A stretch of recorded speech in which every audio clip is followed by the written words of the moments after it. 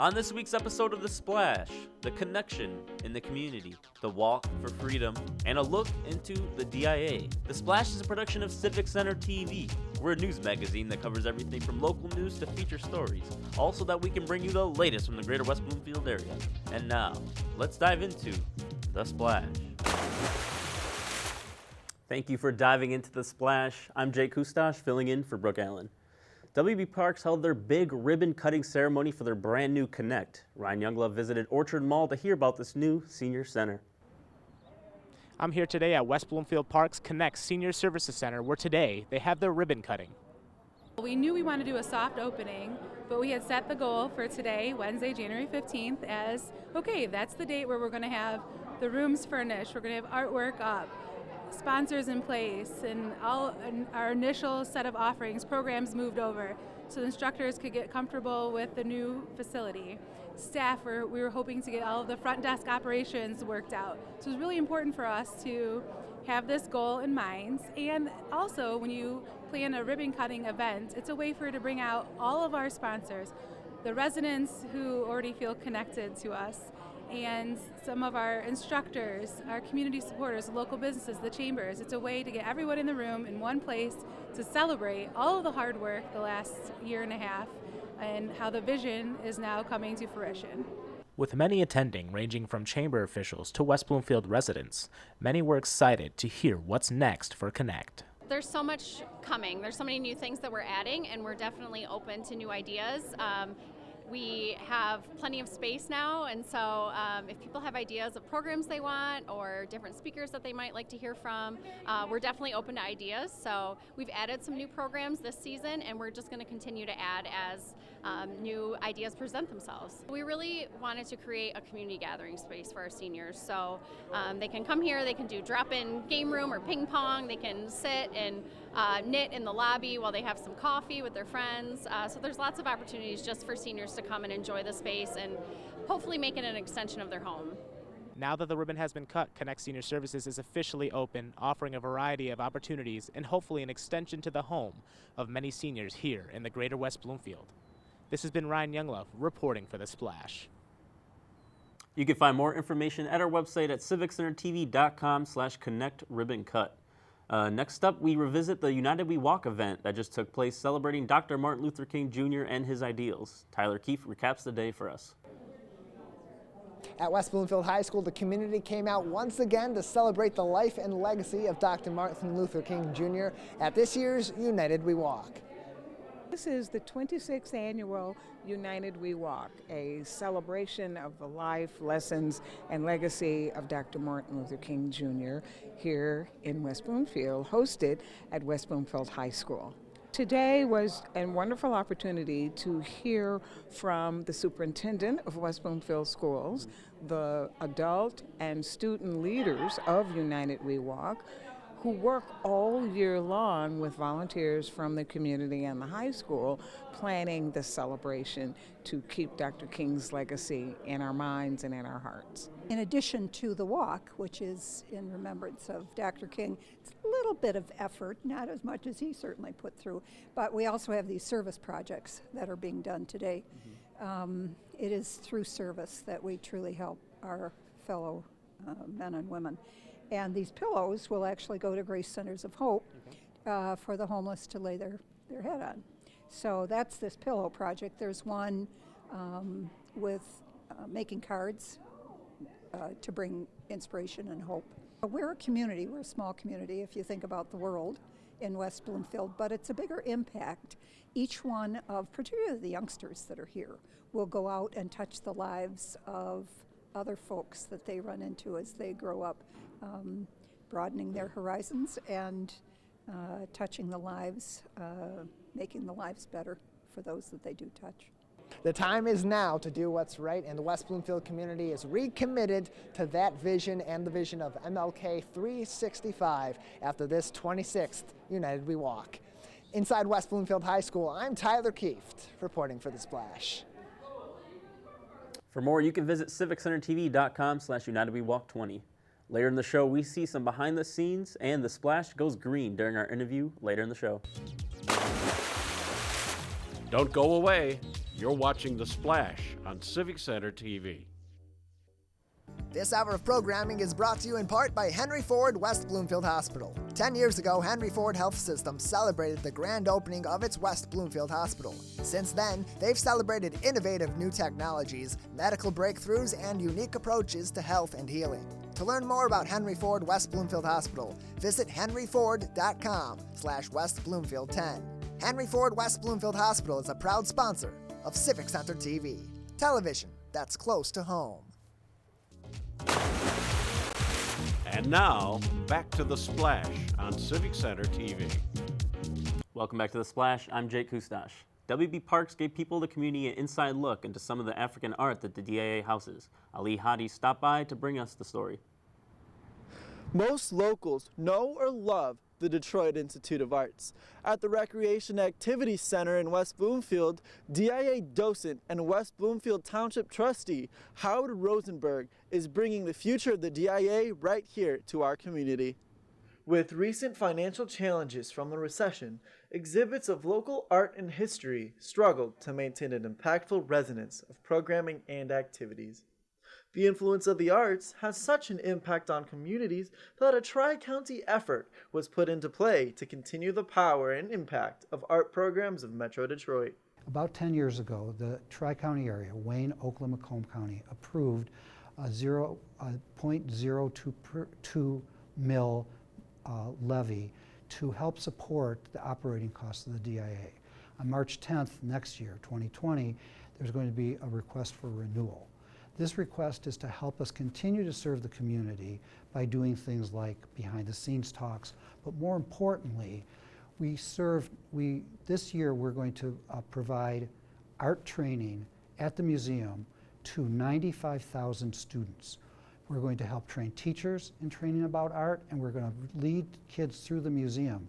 So with the cuts in curriculum, we are becoming the de facto art department of many, many school districts.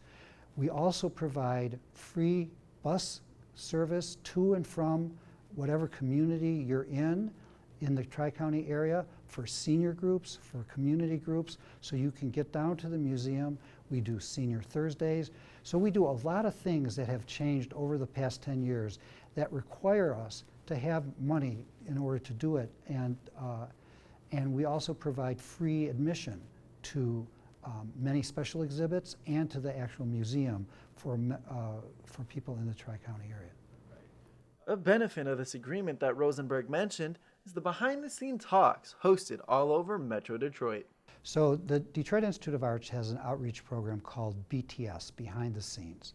And what we do is we take the museum to various groups. Like today we were with West Bloomfield Parks and Recreation. And there are 16 different PowerPoint programs that we offer. Today we were doing, in our own voice, art of African American artists at the DIA. Rosenberg tells us why it's important to involve our community in the DIA's mission. What's important to understand is that the DIA has changed its focus from being an inward-looking museum to reaching out to the community and involving the community in as many ways as it can. To make art, to bring art to the community is to help make art meaningful to everybody and to include everybody in its mission to help people find meaning in art and find value in what the DIA offers. The DIA's efforts to involve our community brings new life and culture to us all. Reporting for The Splash, I'm Ali Hattie. To know more, you can visit civiccentertv.com/DIA Africa. Now it's time for the Civic Center TV event update, where we provide you with upcoming events going on in our community. For a look at additional events, visit civiccentertv.com/events.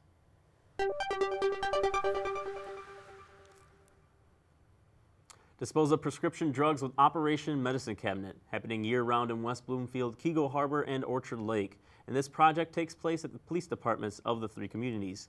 Disposing of drugs is completely anonymous. It is open 24/7 in West Bloomfield, Tuesdays and Thursdays 9 a.m. to 2 p.m. in Keego Harbor, and Monday through Friday 8 a.m. to 4 p.m. in Orchard Lake. For more information, visit oakgov.com or call your local police. Talk to your representative. Representative Brenda Carter will be holding a town hall on February 3rd from 6 p.m. to 7:30 p.m. at the Your Emerging Space in Pontiac. At this town hall, you can learn about preventing property tax and foreclosures, and there will also be a resource fair with liaisons from various financial, legal, and governmental groups. For more info, visit her Facebook page at Rep. Brenda Carter. Roll on over to the library for Rock and Read. Every Tuesday from 10 a.m. to 10:30, you and your child can spend the morning with books, finger plays, music, story time, and fun. This event is recommended for children ages 5 or younger. No registration is needed, and for additional info, visit westbloomfieldlibrary.org. The West Bloomfield Library not only has stories, but they also have songs. Thursdays from 10 a.m. to 10:30 a.m., visit the library with your child to enjoy some dual language stories and songs that will help to lay an early foundation for learning a second language. Not only will there be songs and stories, but also fun games and activities. Registration is not needed, and for additional info, you can go to westbloomfieldlibrary.org. And that's it for this week's highlights. You can find more events online at civiccentertv.com/events and see everything going on in our area. We're going to take a short break, but when we return, I'll sit down with Lionel Bradford from the Greening of Detroit. Don't go away. You're watching The Splash on Civic Center TV. You want it, you got it. Civic Center TV has been bringing you live coverage of your local municipal meetings for years. Now you can catch a replay of those meetings the following day at 1 o'clock and again on Saturdays and Sundays at 9 a.m. If that's not enough, you can also visit civiccentertv.com/meetings to view a whole list of on-demand Township Board meetings and keep up to date on the most recent developments in your local government. Giving you more, it's Civic Center TV, television that's close to home. And now, back to The Splash on Civic Center TV. Welcome back to The Splash. I'm joined this week by Lionel Bradford, the president of the Greening of Detroit. Thanks for being on the show today. Thank you for having me. It's a pleasure. So first, I'm going to start with a hardball. What is the Greening of Detroit? Great question. The Greening of Detroit, we are an environmental organization. We've been in the city of Detroit now for 30 years. We were founded in 1989. And it's an organization that really, our goal is to increase the quality of life for those who live, work, and play in Detroit through our tree planting efforts. We were initially started as a reforestation organization. And so in the past, between 1950 and 1990, the city of Detroit lost over 500,000 trees due to disease, neglect, urbanization, you name it. And so our organization was founded to combat that. Since 1989, we planted over 130,000 trees throughout the city. And we do that with the help of volunteers and crews that we employ that come through our adult training programs. So who people do, the programs you guys have, there's different like levels to them and different groups, and you want to talk about how people and who can join what, like can kids join, can adults who have worked in environmental positions before, can they join? How does that all work? Well, I mean, it's first of all, the organization, we're a very multifaceted organization. Okay. So our programming is outstanding. We started planting trees and have advanced to doing so much more. Mm-hmm. And so we have programming for all ages, you name it. And so in our early years, we did a lot of environmental education with Detroit Public Schools, where we help with the science teachers to write curriculum, environmental education curriculum for youth. And so through that program, over 30,000 impressions were made up on youth at the time. And so that was a way for us to really get that elementary school age kids involved in the programming that we do. Our Green Corps Summer Youth Employment Program, through that program, we've employed over 18,000 high schoolers in Detroit. So every summer we got about 100 kids that come on board and work for us. And they go out and maintain the plantings and the green space installations that we've done throughout the years. And so that's the way to target that group. Then we move on to our adult training program, Detroit Conservation Corps. Through that program, we target Detroiters who have barriers to employment. And so this is 18 and up. And we train anywhere from returning citizens to veterans, unemployed, underemployed, you name it. And these folks go through an 8-week training program where we work with a network of employers on the back end to place them into jobs that pay a living decent wage. And so through that program, we've trained just over 700 individuals. And so as you can see, it's a wide range of programming, and we touch all ages. So what kind of stuff do you guys have like in the city? I know there's the Lafayette Greens and the Walter Myers. You want to talk about some of that Sure, stuff? sure. There are a number of places that we maintain that we own throughout the city. One you mentioned is Myers Nursery. Myers Nursery is a city-owned nursery. It was a city nursery that was overgrown and really not taken care of back in the 80s. The Greening had a 10-year contract with the city of Detroit to maintain the property, where we really got it up to par, used it as a training ground for our adult training program. And so now we're being very intentional about what we do with that space. We feel like it's the future of the organization because we're growing our own trees. If you think about 130,000 trees that have been planted, those trees had to come from somewhere. And so now we're looking into the future where we can plant our own trees and then we can transplant them out for our own projects. Starting there at the nursery. Exactly, and we actually plan to make that a full-fledged nursery operation where we sell trees and those revenues can come back into the organization to help with programming. And you guys are a nonprofit? We are a nonprofit, so 501c3. We able to get all our work done by donations. So we ask folks to look and join the cause and donate to us. Also Lafayette Greens, you mentioned Lafayette Greens, which is a property that we manage and own in downtown Detroit. And so here you have all of the great infrastructure and the tall buildings downtown, but then you have this 1 acre property that's a green space that's loaded with flowers and meadows and fruit. We're growing vegetables there. It's a learning area there for youth. And so it's a very nice space. I would recommend anyone to come down into Detroit and take a look at Lafayette Greens, be a part of what we're doing there. It's right next door to American Coney Island. So I tell people that all the time, so it's easy to find. But a very, very good space that we have there, and very good programming that we have to go along with the space. So. Do you have plans to do more spaces like that in the future? Yes, that's definitely. Since our inception, Detroit has 40,000 square miles of vacant land, and what the Greening has done so well over the years is we've been able to take abandoned spaces and blighted spaces and just turn them into healthy green spaces for folks to enjoy. And so one other spot I'd like to mention is the Greening of Detroit Park in honor of Elizabeth Gordon Sachs, who's our founder. We have adopted that park some 20 years ago with the city of Detroit, and that park is on Jefferson.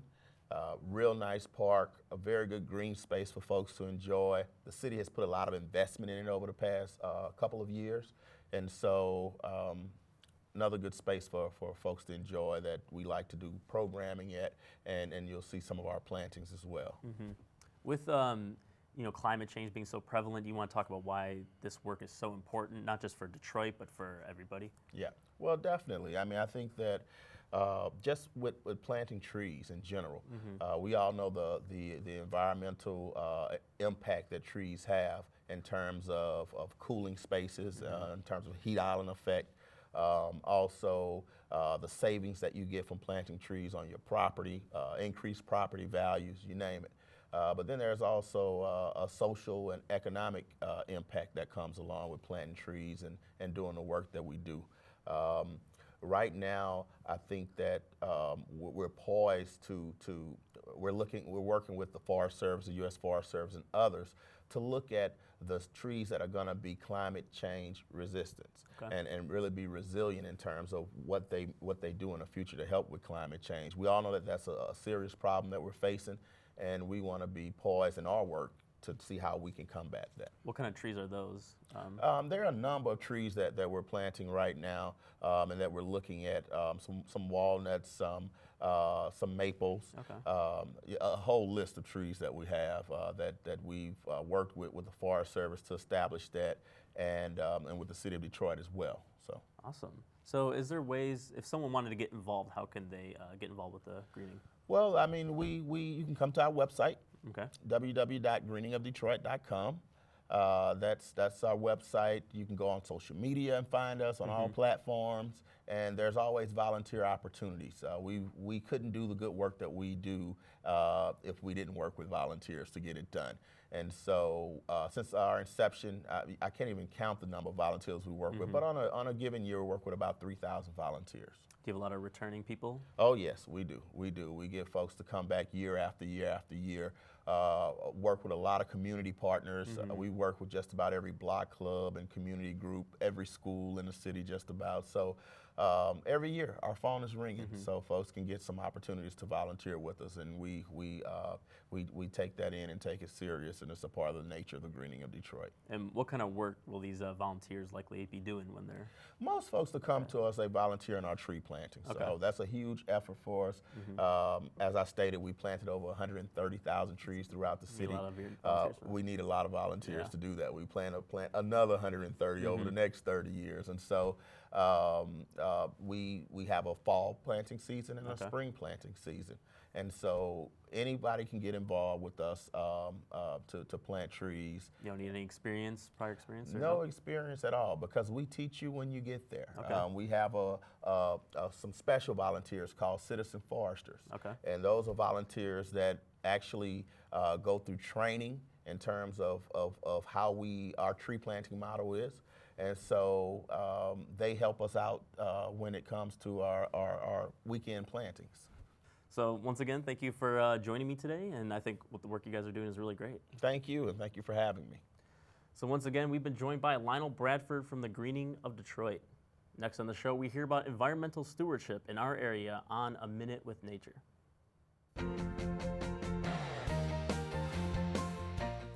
Hello and welcome to Minute with Nature. I'm your host, Lauren Azuri, the park naturalist for West Bloomfield Parks. And we're inside the nature room today talking about environmental stewardship, or how to be a good environmental steward of our land. Well, what is stewardship? It really just means the job of supervising or taking care of something. But because we're talking about environmental stewardship, we're talking about taking care of the earth. Have you ever heard of Aldo Leopold? He's a really famous person who is an environmental steward, and he actually championed the concept of environmental stewardship. And he defines it as dealing with man's relation to the land and to the animals and to the plants which grow upon it. So environmental stewardship really encompasses all of the earth, the plants, the animals, and the land, as Aldo Leopold tells us. So how can you be a good environmental steward? One of them is planting native plants. Native plants are beneficial to our ecosystem and all the animals that live here. So if you're going to plant a garden, think about trying to plant natives. Make sure you're using less fertilizer and less pesticides, or none at all if possible, because that does affect our environment negatively. You can also contact resource managers, like some of our West Bloomfield Park staff, for ideas on how to manage your property in order to make it more ecological friendly and more open to the environment and choices that can help animals. A good resource for managing invasive species would be our Oakland County SISMA. If you have invasive species on your property, it's best to remove them. Invasive species don't belong here, they didn't originally grow here, and they have no ecological value. So plants and animals here cannot use invasive species. So the best thing to do is remove invasive species and make room for new native species that have more ecological value and will bring better plants and animals to your yard. Oakland County SISMA can help you do that, and they have great resources for you. If you contact the Oakland County SISMA, they can give you in touch with good contractors that are trained in this kind of management practices, as well as if it's a smaller scale and you can handle it on your own, the best way to do that as well. You can also volunteer for our park cleanup event or a garlic mustard pull. And then of course all the other choices that you make on a daily basis that can help you be a better environmental steward. By recycling and reducing the waste, all of those are great ways to be an environmental steward. And that's your Minute with Nature. For more episodes of A Minute with Nature, visit civiccentertv.com/MWN. Now it's time for our final segment, Person of the Week, where we celebrate the people in our community who are inspiring and providing toward others. And this week's recipient is Linda Charter.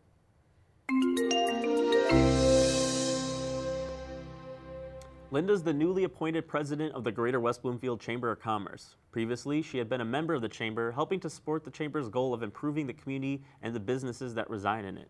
They want to bring business and community together to serve the diverse economy of our area. Linda is also the owner of Malaluka, which is an online wellness shopping club. With this company, she can help save people money, improve their health, and help them change their lives for the better. Linda's dedication to helping people in and out of the community is what makes her our Person of the Week. If you know someone who is making a positive difference, let us know and message us on social media with any and all suggestions, because we want to congratulate and acknowledge those making a difference in our community. And that's it for this week's show. You can watch new episodes anytime online in HD at civiccentertv.com, Tuesdays at 5:30 p.m. Civic Center TV on Comcast Channel 15 and AT&T Channel 99. You can also follow us on YouTube, Twitter, Instagram, and Facebook, all at Civic Center TV. For all our friends in Sylvan Lake, Orchard Lake, Keego Harbor, and West Bloomfield, I'm Jake Kustasz, and thank you for watching The Splash.